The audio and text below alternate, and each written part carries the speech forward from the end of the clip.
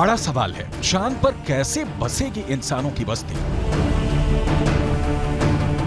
चांद पर बसे शहर का नजारा कैसा दिखेगा? क्या चांद की जमीन पर भी धरती जैसी फसल लहराएगी?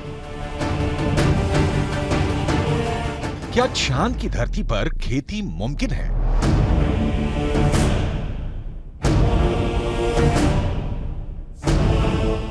विज्ञान कहता है कि चांद पर अभी इंसानों के रहने लायक वातावरण नहीं है, लेकिन नासा का कहना है कि आने वाले वक्त में चंद्रमा की धरती को रहने लायक बनाया जा सकता है। लेकिन दावे के मुताबिक चांद पर बसने वाली बस्ती नहीं होगी सस्ती। अंतरिक्ष में चंद्रमा धरती का सबसे करीबी पड़ोसी पिंड है। पिछले 6 दशकों में इंसानों ने 100 से भी अधिक मून मिशन को अंजाम दिया है। सभी मिशन को कामयाबी नहीं मिली, लेकिन इन मिशन ने चांद को सबसे ज्यादा खोजा जाने वाला स्थान बना दिया और अब चंद्रमा पर जीवन की संभावनाओं की तलाश हो रही है।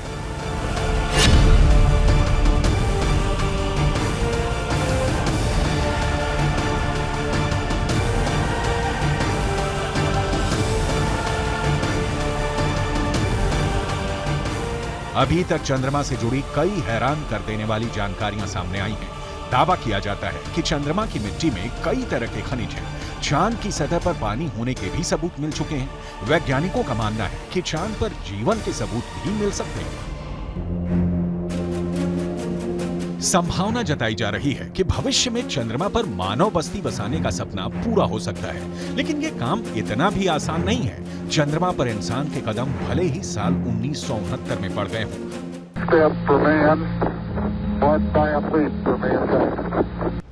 लेकिन कड़वी सच्चाई ये भी है कि 1972 के बाद से किसी भी अंतरिक्ष यात्री ने चांद पर कदम नहीं रखा। जब से इंसान ने चांद पर कदम रखा है, तभी से वहां इंसानी बस्ती बसाने की चर्चा चल रही है। 1972 से अभी तक 51 सालों में कई मून मिशन भेजे गए और उससे जो जानकारी हासिल हुई, उसके बाद से अब चांद पर मानव बस्ती का सपना जल्द आसान हो सकता है, लेकिन ये बहुत अधिक खर्चीला भी हो सकता है। क्योंकि अगर चंद्रमा पर कॉलोनी शुरू करने के लिए धरती से सामान भेजने होंगे तो ये काफी महंगा साबित होगा। एक अनुमान के मुताबिक सिर्फ 100 लोगों के लिए चांद पर जरूरी सामान भेजने के लिए करीब 1.25 लाख करोड़ रुपए का खर्च आएगा। ऐसे में अगर चांद पर इंसान को रहने लायक बस्ती बसानी है तो सबसे पहले रोटी, कपड़ा और मकान जैसी बुनियादी जरूरतों को पूरा करना होगा, जिसमें सांस लेने के लिए हवा, पीने के लिए पानी, पेट भरने के लिए खाना, हवा के दबाव से लैस रहने लायक जगह और रोशनी के लिए बिजली जरूरी होगी। दावा है कि इनमें से ज्यादातर जरूरतों को चांद से ही पूरा किया जा सकता है। चंद्रयान 1 की मदद से चांद पर पानी होने की पुष्टि हो चुकी है। पानी की खोज के बाद इसरो अब चांद पर जमी बर्फ का विश्लेषण करने में जुटा है। चांद की सतह की बनावट को समझने में लगा है। नासा के मुताबिक चांद के दक्षिणी ध्रुव पर बर्फ है। बर्फ के साथ साथ वहां दूसरे प्राकृतिक संसाधन भी हो सकते हैं। साल 1998 में नासा ने मून मिशन के तहत ये बताया था कि दक्षिणी ध्रुव पर हाइड्रोजन है। नासा का दावा है कि अधिक मात्रा में हाइड्रोजन होने की वजह से वहां बर्फ होने की संभावना है।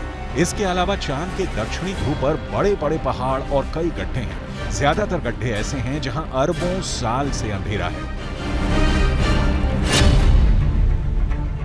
अमेरिका के नासा के मुताबिक घुप अंधेरे के बीच यहां बर्फ का जमाव हो सकता है।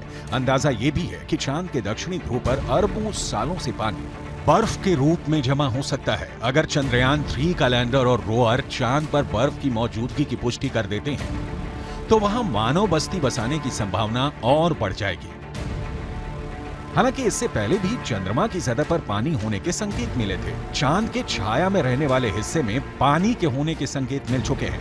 वैज्ञानिकों को चांद के उस हिस्से में पानी होने के साक्ष्य भी मिले हैं जहां सूर्य का सीधा प्रकाश पड़ता है। ऐसे में अगर चंद्रयान 3 चांद के दक्षिणी ध्रुव पर पर्याप्त बर्फ होने की पुष्टि कर देता है तो चांद की सतह पर मौजूद बर्फीले पानी से इंसानों की बस्ती और चंद्रमा पर अर्थव्यवस्था के लिए आधार को तैयार करने में मददगार साबित हो सकती है। आइए रसायन विज्ञान की भाषा में समझ लेते हैं कि ये कैसे मुमकिन हो सकता है। रसायन विज्ञान में बर्फीले पानी का रासायनिक सूत्र होता है H2O। पानी एक एक अणु में हाइड्रोजन और ऑक्सीजन 2:1 के अनुपात में मौजूद होता है, यानी पानी के एक अणु को हाइड्रोजन और ऑक्सीजन में तोड़ा जा सकता है। H2O equals H2 plus O2, यानी पानी की मौजूदगी में चांद पर सांस लेने के लिए ऑक्सीजन बनाना आसान है। वहीं पानी से हाइड्रोजन और ऑक्सीजन को अलग करके ईंधन के तौर पर इस्तेमाल कर सकेंगे। साथ ही साथ पानी से चांद पर बिजली भी तैयार की जा सकती है। साफ है, चांद पर मौजूद पानी कई समस्याओं का समाधान हो सकता है। पानी के इस्तेमाल से सिंचाई के लिए खेती का काम भी आसान किया जा सकता है, क्योंकि चांद पर इंसानों की बस्ती को लेकर रिसर्च कर रहे वैज्ञानिकों को तब बड़ी कामयाबी मिली थी जब चांद की मिट्टी में पौधे उगाए गए। अपोलो 11 मिशन के दौरान करीब 22 किलो सामान चंद्रमा से लाया गया था। इसमें तकरीबन 50 चांद के चट्टानों के टुकड़े और चांद की मिट्टी शामिल थी। शोधकर्ताओं को इस बात का बिल्कुल भी अंदाजा नहीं था कि चांद की धूल भरी मिट्टी में कुछ उग भी सकता है या नहीं। उन्होंने इसे एक प्रयोग के तौर पर लिया कि अगर अगली पीढ़ी में कोई चांद पर जाता है तो वहां पर कुछ उगा सकता है। जो नतीजे सामने आए उसने वैज्ञानिकों को चौंका दिया। ऐसे में अगर चांद के दक्षिणी ध्रुव पर पर्याप्त मात्रा में पानी नहीं मिलता तो चांद पर बस्ती बसाने का सपना अधर में लटक सकता है। यानी चांद पर सस्ती बस्ती बसाने में चंद्रयान 3 बहुत बड़ा रोल निभाने वाला है, जिसकी शुरुआत चंद्रमा के दक्षिणी ध्रुव पर भारत के धमाकेदार दस्तक के साथ हो चुकी है।